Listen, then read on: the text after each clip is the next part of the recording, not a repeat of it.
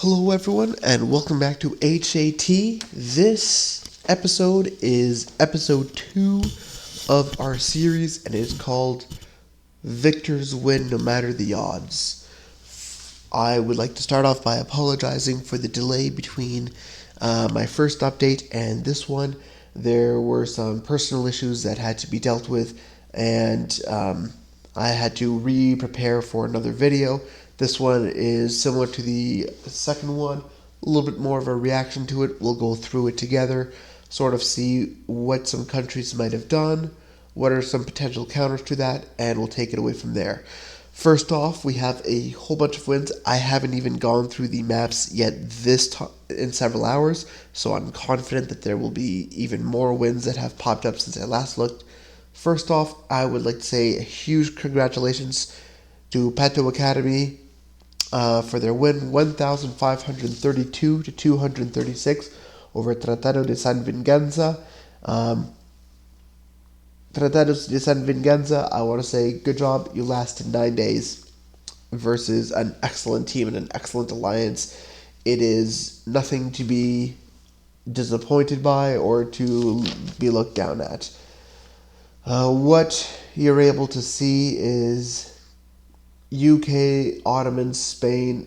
Pretty much, there really wasn't much that they could have done there. But I want to go through a couple of the maps and see if we can pick out any trends of what happened. So, as you can see, they also had France. So France was the one to go through completely. So that's the start of day 2. So day 3, you start to see. Let's back up a bit.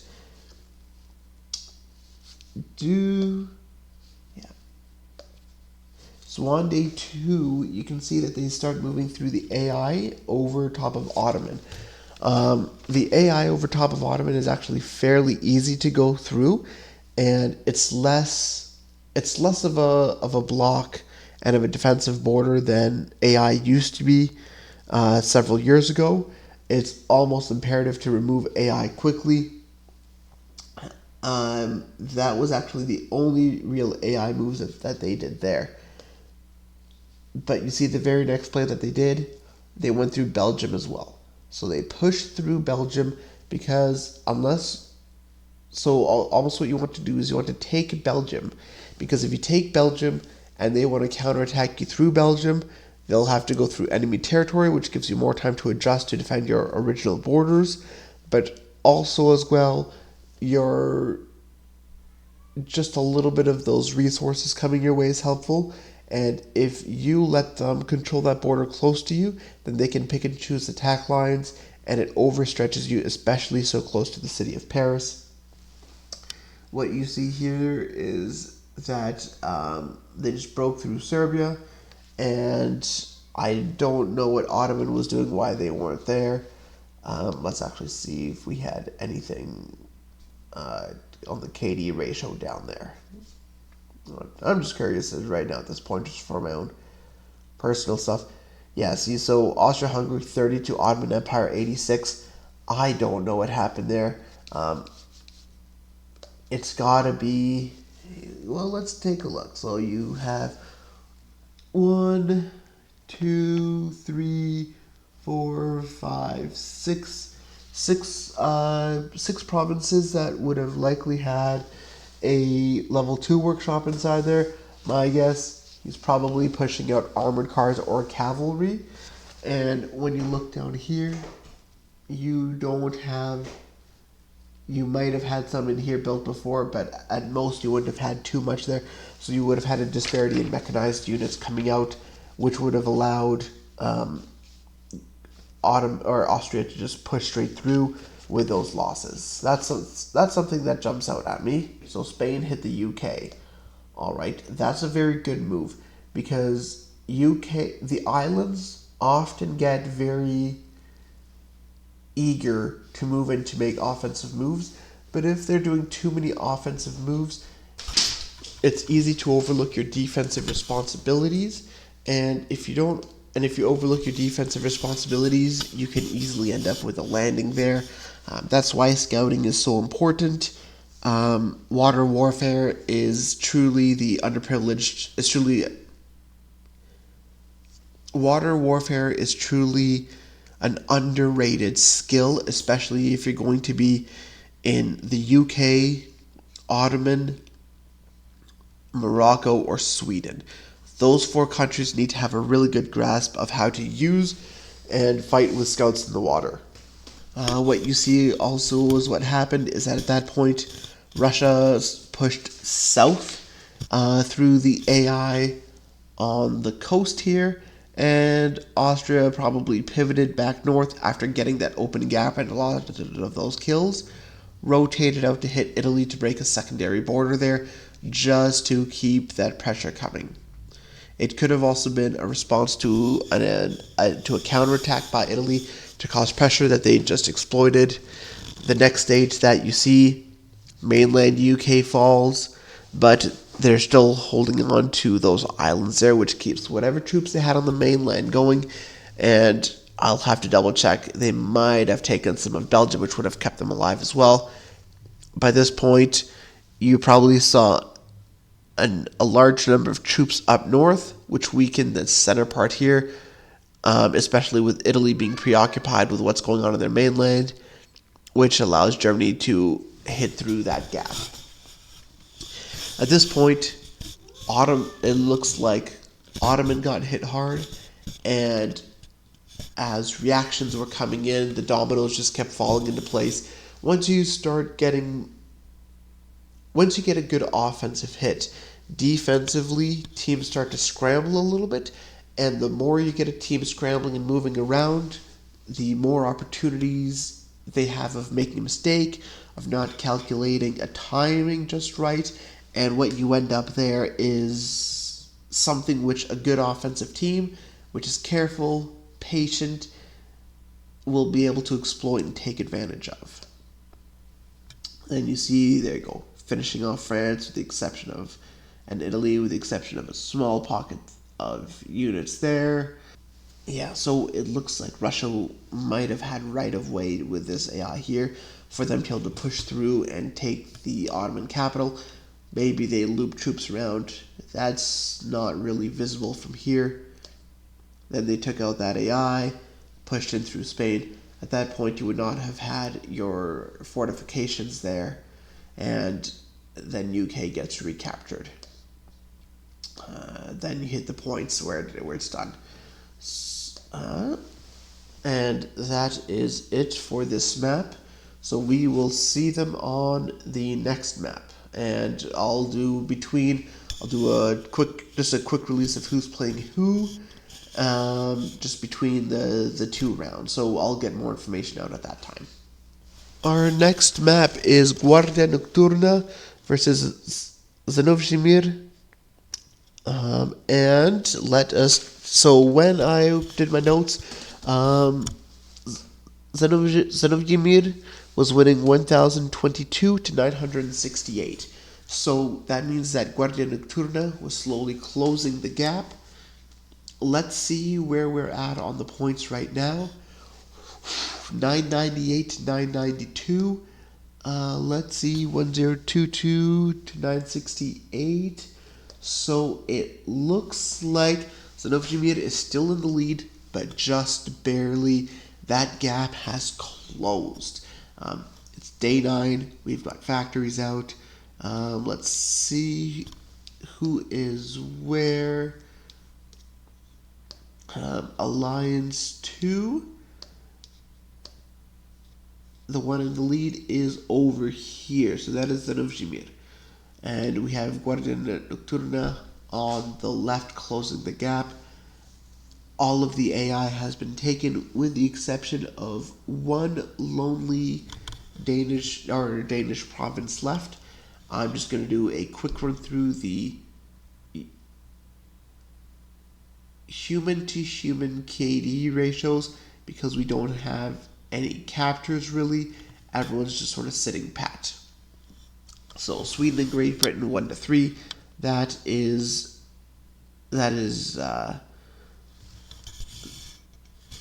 just scouts and fighting over former AI territories. Same thing with Spain and Russia. Looks like Russia and UK got into a little bit of a bigger fight. Unsure, does it say where? Copenhagen, so over Denmark. 15-5, not much. Oh, this is interesting. So, Munich went to Russia from German hands. So I'll explain what they did and why that's so effective. Anytime you have troops on even allied land, the morale of the infantry trended downwards towards 50%. By doing what they did there, which is trading a province, which is already high morale so it won't drop too much, over to another one of their allies, Russia, who's far away, he has a place to place his infantry, which can be as close to the border as here, this point right here, and he can keep them at the higher morale level so they don't lose hit points. That is, I'll be honest, I never thought about doing this, and this is something which I'm going to look at into incorporating on future maps with my alliance and my team. This is very nicely thought out, and hey, congratulations to the Russian team, and also just for showing this. A lot of teams try to hide things, but just to get that out there, even on a map, I'd rather have seen it now than waited to see it in a game against me, because that is a very interesting move that happened right there. This map is essentially a deadlock. There's a little bit of spies going back and forth. It looks like it is going to come down to artillery, and maybe with how, with the factories coming out 2 days earlier, you might even see some tanks and some fun over there. We head on over to Pride of Lions Academy, where we have another final. Pride of Lions Academy has defeated Kaizen NKRI 1060 to 568.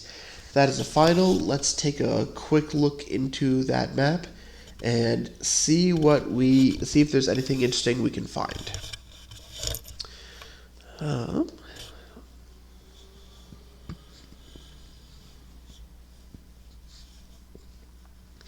This looks actually fairly similar to the way the map was last time we had looked at it.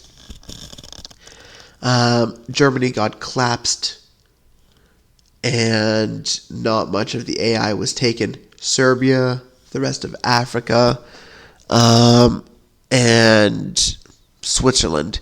So very little AI captures. It looks like they just collapsed Germany and let the points build up for a little bit, and then accepted a surrender where the map would have ended for everyone.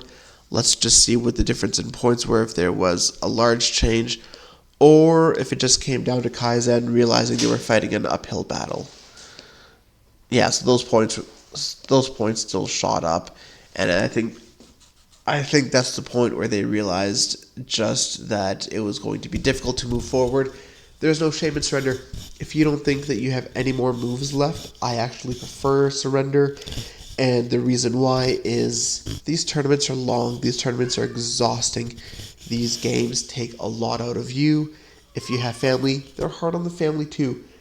If you don't have any moves left to win, I strongly support surrenders. That being said, I think that if you have even one move left where if you're successful it turns the tide of the map around and you can win, at that stage, I strongly support fighting it out. Don't just create pie-in-the-sky ideas, though. Solid plans. If you have an idea that'll work, play it out. People can always learn something new, and maybe you can learn and develop a slightly new tweak to the way you normally play.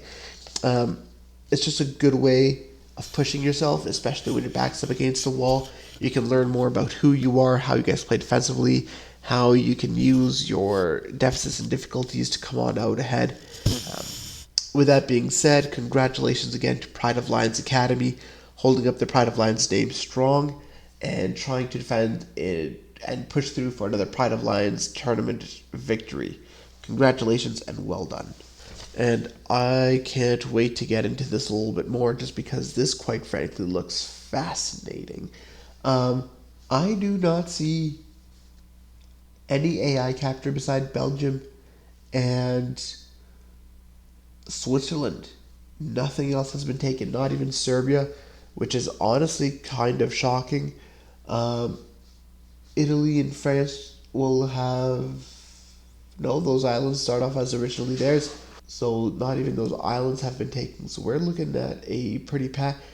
Morocco and Italy are in a massive fight right now. Um, over at Tunis. So of all areas, a massive fight has taken place in the former Portuguese colonies and provinces in Africa. Um, Massive fight, and Tig seems to have done his job as he's still holding on to that province. And with 14,000 less losses, well done there. That's just a hard fought battle. There are no moves and no changes there. Let's just see actually who has jumped in front, if that has changed by a little bit. So yesterday, Cavaleiros da Ordem de Cristo was up by about 38, was up by 38 points. Today, Livy Victus is up by 3 points. I'm going to switch on over to the morale map and see if that is having an impact on it. But for the most part, with it being so close, I don't see it being too much of an issue there. So France is really struggling with morale. My guess is you've got some sort of energy or of resource deficiency there because they haven't taken any AI. So that is something which I wonder who will be keeping an eye on that and if that's something that can be exploitable. Northern Sweden is struggling. Southern Russia is struggling. There's a lot of resource issues that are coming up that in places that are not Austria-Hungary. Let's see, and the UK. Who did the UK belong to? My apologies for my short-term memory here. Okay, so they were part of Livy. It looks like Livy is managing resources and morale better, and it looks like that has been the case, and how the map has just tipped back to even despite how it started off. Anytime you have better morale, your buildings build faster, your resources accumulate faster. This is something which can snowball if you're able to take advantage of it. And with factories starting today, on this game day, this could get interesting. So we will keep an eye on that. Moving on over, I heard that the Dog Pound map was over, but we will look into it now and find out. And I was told wrong. The map is still going on. It's still going on. Very, at a glance, just from here, very difficult position. It looks like Italy has collapsed, France has collapsed. There is a gap on in Spain, and who does this belong to? I'm not sure if that's UK or Portugal. I'm just going to start off in the newspaper. That belongs to the UK. So UK has managed to land there. 1, 2, 3, 4, 5. Honestly, top of Sweden has gone to... I really want to find out who that went to. Just because a move going that far away are incredible. Let's see, Sweden didn't change their flag, did they? Let's scroll through. Just tons of fighting. Looks like the KD, though, is all tilting in favor of Ordine Supremo delle Aquile. Lines are broken, they're pushing through. At this point, it's just cleanup and mop-up mode. It looks like Spain captured it. I do not know how they got up there because they would have had to go around the UK. So they would have gone around the UK to land in Sweden. That is an incredibly long journey. It got captured, though, up to 24 hours ago, and nothing else has been able to be done to exploit it. So, unfortunately, it looks like that's where it's going to end. Let's just take a quick look at the points. Points are 1,198 to 517. That, once the morale gets sorted out, that'll quickly skyrocket and finish off. Also, the only capital that they've managed to capture so far is Ottomans. I really think that in this one, activity and troop movement is something that hurt Dog Pound. And I know that they did not have a lot of experience beyond two players. I'm including Lord Wolf in this because I know he ran quite a few practice maps as well, and has come from two previous alliances where there was a lot of emphasis put on these maps and on training and practicing for these maps. So I know that he has a lot of, maybe not official experience, but I do know that he does have a lot of experience and knowledge in these maps and scenarios. So you've got two players there. Lean into your experience, listen to your experience, be active, and rebound. I'm certain everyone's going to work on digging out of this and coming up with a new way. And for Ordine Supremo delle Aquile, we will also be tracking them on the other tournament, which soon I'll be starting a series on that. So you'll be able to see how they're able to follow through on two different maps, essentially going on at the same time. This one seems to be wrapped up, so congratulations to Ordine Supremo delle Aquile. Congratulations, well done, and it's time to start getting ready for the next map. We're loading up Schwarzy Shar versus Conquistadores Final del Mundo. The last time I checked, Schwarzy Shar was up 1,172 to 721. Let's see where those are at now. 1,148 to 748. Doesn't look like there was much change. And let's see. 1, 2, 3, 4, 5. 1, 2, 3, 4, 5. AI. It was AI captures early on. And let's see how much actual fighting has taken place since then. This game day has been going on for 9.5 hours. And no one has fought on this day. Previous day, Germany has lost 5 troops to Sweden, so scouts. One spy has been caught.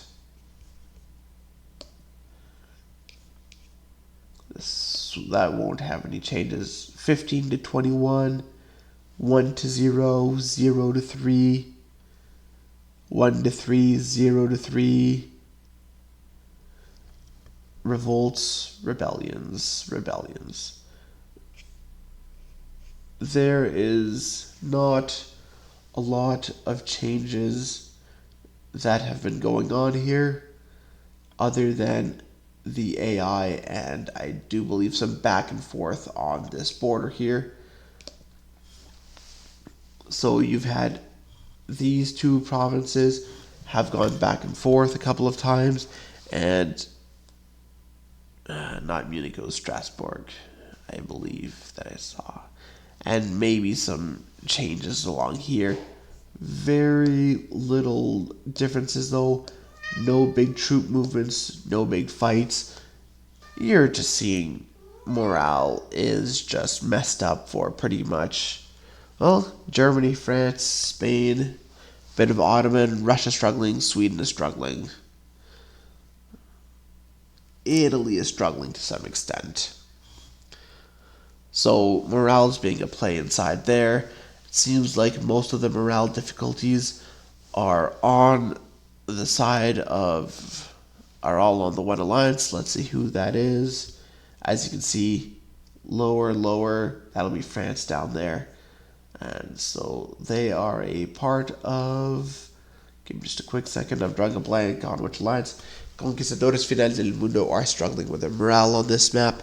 Hopefully It's not something which will have too much of an impact on the gameplay, but like I mentioned in that earlier map, morale issues cause issues with resources, and you're in artillery territory now. Those guns are coming out soon, and you need to be able to keep up with them. So, good luck. Work on getting those resources sorted out, and on sorting out production, because that'll be the next step. So, with that, I would like to say good luck. My prognosis on this is that Schwarzschild will take the map, just purely based off of the morale right now. Last time when we checked in on TWC versus Kingsman, it was essentially a huge push. TWC was just driving out Kingsman. The last video update was 1,100 to 587. When I did my notes yesterday, but without filming, it was 1,394 to 293. Map ends 1557 to 146. I devoted a lot of time earlier to this map, so this recap will be quicker just because of that. I want to see if it doesn't show that one. But Spain had captured the UK, but it was a trade-off that TWC was willing to do as they pushed through and took all the other territories that were open and available there.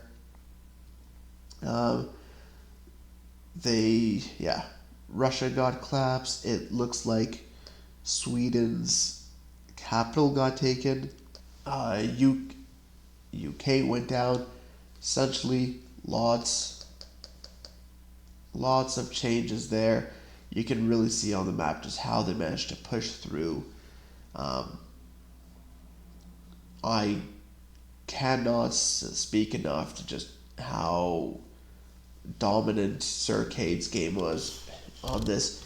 It looks like he single-handedly collapsed 2 countries by himself. Incredibly well done. I thoroughly enjoy watching it, and I really, really hope that they were one of the teams that took screenshots and sent stuff in, because that is just beautiful to see. Spain's capture is also very high up there on the provinces, so I will say that I did notice that. JJ Letho, good job there as well with that push there, and France did do a good number on Italy down there as well. Moving on over to our next map now. This is Boot Brigade versus Bohemia. Last time I looked at the map, it was 1,062 to 903 in favor of Boot Brigade, but it looks like we have movement. Let's just switch over. Morale map looks like Denmark got taken out up there, and the final AIs down here are starting to rebound from their morale. So pretty much the previous morales are starting to recover. France is having some issues here on their territories. Maybe we'll get more to that when they show us more information. Austria-Hungary has looped through and has done a hit along the top through Belgium. And they also have this province up there, which is something which I am curious by. So the map is 1077 to 901. I'm looking at this here, and it looks like France is saying that they have surrendered. I'm taking it as I'm saying that they surrendered, so that would mean that the map is over. We would just be waiting for official confirmation from the GOs and for that to be put through. That is something that looks like it happened actually very recently, maybe even while I started recording these videos, so very well done there. Let's just still take a look and see what happened for Austria to retake that province up in the north. So, yeah, because it doesn't look like France lost a lot of troops there. It doesn't look like there were overall a lot of kills. Looks like Great Britain had a big attack that didn't work. So there you go. So you had 2 larger attacks or defenses that didn't pan out, and the counterattack that was pushing through, threatening the capital of Paris. So it looks like they decided that that was going to be enough. And with France saying that they withdraw the official channels, I'm taking that to announce that that is a surrender. And with that being the case, I'm going to go ahead and say congratulations to Boot Brigade on this win over Bohemia, and congratulations to Bohemia on a good fight and on lasting this long versus a top tier team. That is something to be proud of, and we'll see if there's any changes that play off of that. It's a very close game, and they took it all the way through to day 9, so that's very well done. Only 2 attacks failing, that's something which sometimes it breaks away, sometimes it doesn't. So that's something that hopefully they can take and learn from, because the more teams we have that play at a higher level, the better the competition is. Let's take a look at our next map now. I had this map marked down as a final on my notes from yesterday. So congratulations to Peaky Blinders United Brazil with a 1,187 win over Untamed Bears with 643 points. I'm not going to get too much into this map, and the reason for that is because the Untamed Bears have already submitted their recap video clips and screenshots from the map, and I've turned it over to someone else in our YouTube group to work on putting together shorts to upload as part of the end of round videos. So congratulations to Peaky Blinders, and thank you to the Untamed Bears. I'm just going to take a quick look here at the map. It's the Russia thing that was the issue, and as well the landing in Spain, and it looks like they also pushed into the top of France. Italy making that one move into Austria would not have been enough to offset that, and it looks like they would have noticed that. Congratulations to those 2 teams on getting the first map out of the way, and best of luck heading into the next one. Next up is OS Akatsukis versus Battaglione Wolf. I had the map very close at 932 to 898 when I checked yesterday, which was closer than the previous day and the previous video of 982 to 814 for Battaglione Wolf. Once this loads up, we're going to get a closer look to see exactly where this is at. And this map is even closer now. It is 925 to 908. Let me just see if that has changed. So Alliance 2 has been in the lead. Alliance 1 is in the lead. OS Akatsukis has come back and is currently leading. So let's take a look at some things that would have changed. So it looks like there's a landing in the UK. Paris has fallen. And there is a landing between Russia and Germany on that province there, which has been recaptured currently. But that would have drawn troops away. Right now we're looking at... Oh, did London fall as well? London did not fall. But actually London did fall because you don't see the name there. 2 capitals went down, and that has flipped the map onto its head. We have a game, and this is going to be fun. As you can see, only Serbia and Belgium and Portugal were the only... Oh, and Denmark, minus the island, were the only AI that were taken out. Other than that, though, all of the action is taking place right here, and it is just brutal fighting. Let's see what are some of the kill deaths that we have here. Austria and Morocco. Morocco has lost 54. Innsbruck. Ottoman has lost a lot of troops to Italy. Austria and Italy have been fighting with a lot of losses for Italy. Let's see. And some rebellions there. So there has been some solid, good, hard fighting there. Ultimately, those 2 capitals going down are the biggest change and the biggest difference to that right there. But just to have Ottoman Empire capture Paris with just 1 kill that's just something that is not seen every single day. So that is a very impressive move. This game is, I wish I would be able to have a much better view of this game and to see the troop movements as it's ongoing. I wish that's something I would be able to see. This game looks absolutely fascinating to see, and I wish we could be able to live stream it and show far more as it's going on. Unfortunately, our view is limited. So what I had originally was my last video was La Fédération winning 992 to 891 over the American Federation. The next update was 1299 to 600. Let us see where we're at currently. It is 1383 to 513. The American Federation are on their last legs. Every single country that they have left has lost at least a province. At this point, they're just holding on for dear life. This map, though, is essentially over.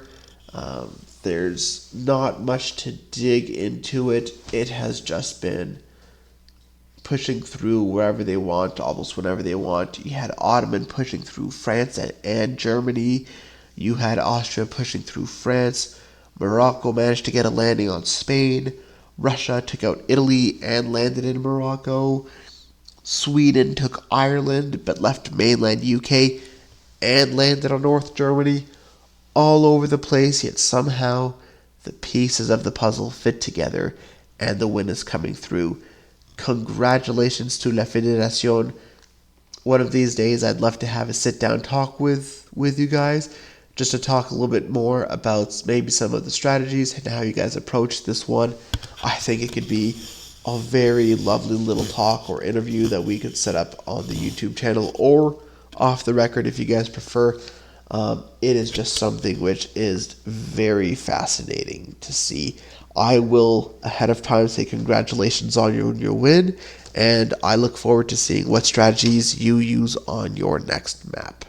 We're heading into the last 3 maps. All of these last 3 maps are all finals. I'm just going to recap the scores. We have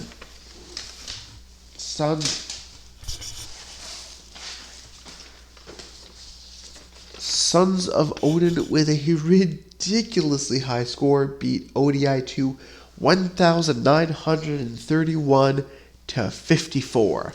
I'm going to come out and say this. That is the high scoring points that we're going to have in group stage this year. Maybe, probably, that's going to be a very hard score to beat. To not cross over 1,500 and to go that high is super impressive and deserves a huge shout out. I'm actually curious to see how close we were the previous day. 1,418. That means that they jumped up over 500 points on that last day. That is an incredible jump on points. I wonder if they did some VP boosting there just to really push that through, because militarily they had that map on lock by then already, which meant they could have been pushing resources into VP boosting. I wonder if that's what they did. I wonder if they'll let me know, but that is impressive. We have let's just count up the provinces that they did not have. 610. All the provinces in the game except for 10. I want to give a special shout out to Raven_007 for breaking the 40 burger, getting over 40 provinces in an Alliance Challenge game is laudable and incredibly well done. I tip my hat to you. Congratulations and well done. Next up, we go over to La Maldad, who beat Tears of Fear 1,596 to 281. As you can see, Spain pushed up into the UK. France took out Germany. Italy helped, as well as they pushed into Austria. Everyone did their role. Everyone got their captures and their advances. Spain took out a country. France took out a country. Italy and Ottoman split a country, and Russia essentially took out a country. 1-1 across the board. This team, La Maldad, handled business and came out on top. Can't wait to see you guys in the next map to see what you'll do there.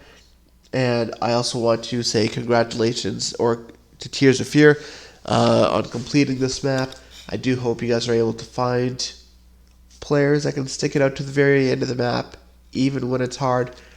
I know it seems like, why are you wasting your time? But you really learn a lot about players and how you're able to play through things defensively and push through. Because this went from day 6 to day 7, there were not too many changes at the end. You really just saw that Sweden push up there just to finish that off, if I'm not mistaken. The Sweden push and some AI cleaning up. That's how this map ended from our last update. So with that, I'm going to move on over to our final map to look at today, Livii Victus versus the Order Biku. The Order Biku took this map 1,506 to 321. They were able to move troops and resources over to two specific areas in order to really break through in some areas. As you can see, Russia collapsed, Italy fell, Morocco Morocco was on Order Biku. I forgot that, my apologies. France and Morocco both tag team through Spain.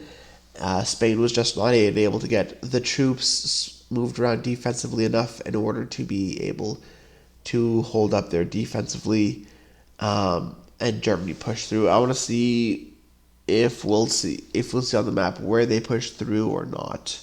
Yeah, that was a big day 4 to day 5 change right there. Just huge pushes through. It looks like they went.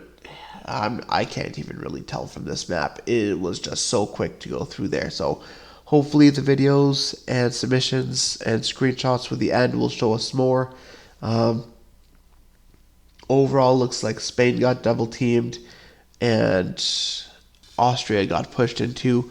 I know that Austria was in tough and was being outnumbered on mechanized units as well.